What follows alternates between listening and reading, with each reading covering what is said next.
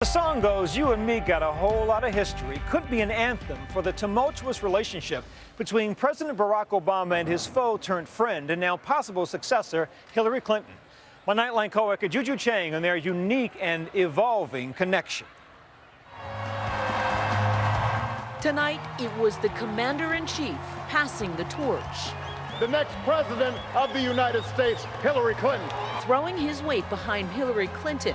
There has never been a man or a woman, not me, not Bill, nobody, more qualified than Hillary Clinton to serve as president of the United States of America.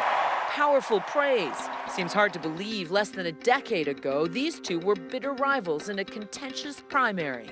Hillary, you just spoke. I did not say anything about Ronald Reagan. Two senators painted as radical opposites. Clinton, the Washington insider with long-standing ties to the political elite. Yes, we can. Obama, the wide-eyed dreamer with an easy smile. But his lack of experience, often the target of her thinly veiled contempt. With little national or international experience. What they really mean is I haven't been in Washington long enough. The then junior senator from Illinois turning her greatest strength into a weakness. Senator Clinton is claiming basically the entire 8 years of the Clinton presidency as her own, except for the stuff that didn't work out. What can you say to the voters who seem to like Barack Obama more? Well, that hurts my feelings. You're likable enough, Thank Hillary, you so no much. doubt. But not likable enough to win the nomination. She endorsed her opponent in that now famous concession speech. So today, I am standing with Senator Obama to say, yes, we can. But after a bruising defeat, a truce of sorts. In her book, Hard Choices, Clinton describes a secret meeting with Obama, lying down in the back seat of a car, hiding from the press. She spoke about it with Diane Sawyer. And you had Chardonnay. California Chardonnay. And it was like an awkward first date. Now, obviously, I had known him for several years, but the campaign was so intense. And our staffs and our supporters were really at odds with each other. I don't think we ever felt that way about each other. Oh, yes, you did. No, not really, Diane. The covert meeting launching a sea change in Democratic politics and the Obama-Clinton era. I remember after the campaign when some of the bad blood was still there, and I'd say something about Hillary Clinton, he'd say, "Get over it." David Plouffe was President Obama's campaign manager during that 2008 run, later a senior advisor to the president. Just give us a little bit of flavor of their relationship. It's become chummy. They tease each other. You know, he talked to her a decent amount during this primary campaign. What do they tease each other about? Well, you know, if a speech is too long or a mannerism, I mean, there's just a comfort there.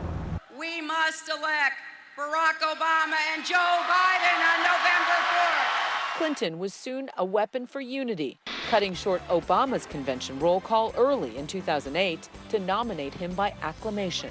Barack Obama is our candidate, and he will be our president. As Barack Obama made history, Clinton's star continued to rise. Mr. President-elect, thank you for this honor. Obama wanted a team of rivals, naming her Secretary of State. But I remember the first time he told me he was thinking about picking her, I thought he was out of his mind because I was still harboring some of the resentment. And both of them got over it very quickly.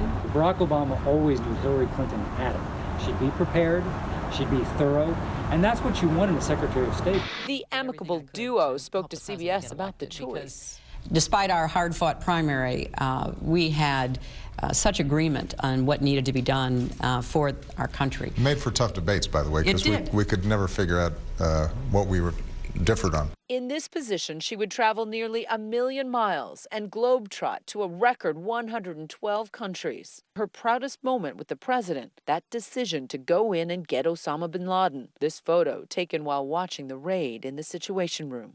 My heart was in my throat because we were watching on the video screen what was happening. And we saw one of the helicopters' tail clip the wall as it tried to get into the compound. You really didn't tell President Clinton about Osama bin Laden? No. I mean, I take very seriously the obligations of secrecy.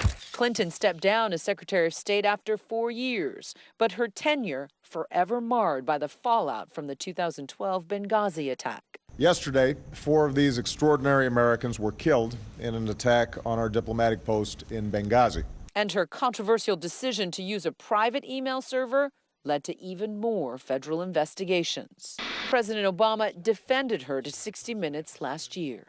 I don't think it posed a national security problem. I think that it was a mistake that she's acknowledged. When she resigned from the State Department, many believe she had her eyes set on the highest office once again. Now her old boss and former foe, who provided the launching pad for her second shot, tonight giving her an electrifying boost. For Nightline, I'm Juju Chang in Philadelphia, Pennsylvania.